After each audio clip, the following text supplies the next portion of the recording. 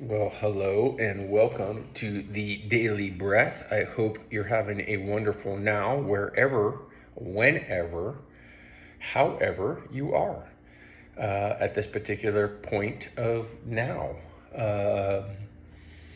Because who knows when you're watching this. But for me, this now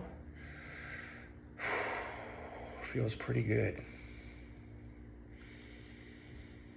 Of course, why wouldn't it feel good?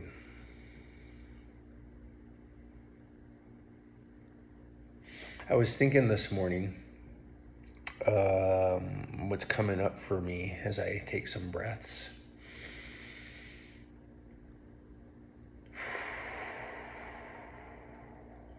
And just kind of settle into this moment.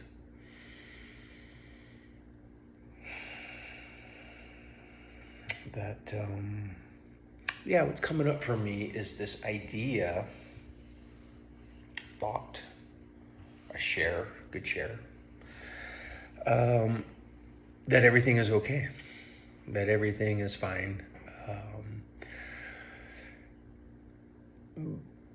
But we don't really, as humans, we're so fast, right? We're moving so fast as organisms. We're not slowing down to just enjoy this moment, the moments that we have. Could be, for example, that you may go, several hours in your day, several minutes in your day, several days, several weeks, several months, several years in your life before you even take a moment to realize and just focus on for a second, what is it I'm actually breathing? Kind of take that for granted, right? I mean, we know it's a mixture of gas, but does anybody ever just take a moment to just feel that breath within their body and feel that it's partially nitrogen, it's partially oxygen, it's even got some krypton, some argon, some helium, pollution, particles of dust, skin, who knows what else we're breathing in. But with every breath, it's a whole mixture of stuff coming into our bodies. And then we exhale a whole bunch of different stuff, right? Some oxygen in our exhalation, carbon dioxide. But again, just how often do you just sit and just enjoy this very now, this moment? And do we understand that in this now, in this moment, we, generally speaking, have everything that we need? Obviously, I'm not ignorant. There are exceptions, right? There might be somebody in the middle of a plane crash, a car crash, somebody who's experiencing some physical pain at this moment in time. That might be painful. I hear that, and I'm just generally observing that all of the little nows of my life, all of them, there's been very few moments, very few, and I don't know how many seconds in my life. I'm 54, I guess, do the math, but if you take all of those seconds, all of those nows, very few have I gone without. I have oxygen, right? So my pulse oximeter reading, needs to be above like 87 pulse oximeter, right? I need a saturation rate of like 87% or higher, right? For me, getting below those 90s is going to be tough, right? But I have oxygen, like the amount that I need to breathe. I'm within a range of temperature where I'm able to survive. And if I'm too cold, I generally have had moments or things that I can either get into shelter or cover myself with a blanket or crouch into a position and shiver through a night. I've survived those temperature fluctuations of heat and cold. I've got a blood sugar that's high enough to function this body, a glucose level, a nutritional status that allows me to stay alive. But I just ask, how many times in your life have you actually not had your core basic needs met? Very few. But yet we run around in this state of tension, in this state of anxiety all the time, like we're incomplete, like we don't have enough. But I would suggest that when we slow down and just be now, everything is pretty fucking rad. And the more you're now, the more you connect to this energy, this space, this thing outside of you, within you, all around you,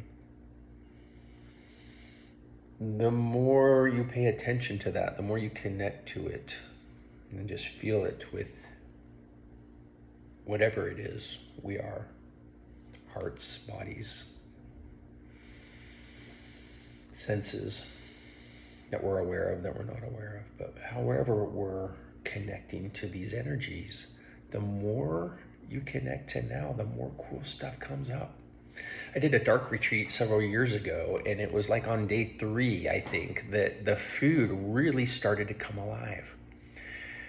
Everything that I was ingesting in the dark retreat, you couldn't see it, but I could feel it, I could taste it, I could smell it, I could put it in my mouth and try to ascertain what it was. I never knew what this person was going to bring me every day. Could be yogurt, could be rice, could be tea, could be water. But whatever I received through this like passway, this pass door into this dark retreat, which was basically once every 24 hours, this person who was hosting me, holding space for this event, would bring this food into this like lockbox and then chime a kind of like a bell or a bowl gong and let me know that it was there. And I would open it up from my side in the dark, and you would just reach in and start to feel around and kind of feel what was there. But everything really came alive in that dark retreat, including the water. Like I could, as I ingested it, I could sense that it came from somewhere. It had a story with it. It originated somewhere. So this morning, as I'm getting ready to head off to the gym, been thinking about doing some breakfast later, and I came across this avocado. And this is how strange Andy Beal has become, or I don't know, this is just how I am now. But I couldn't help but just take a moment and just acknowledge this avocado. I know that's totally strange, but I'm just holding space for this avocado for a minute. Because it came from somewhere, it grew, right? It was grown. A tree produced this, right?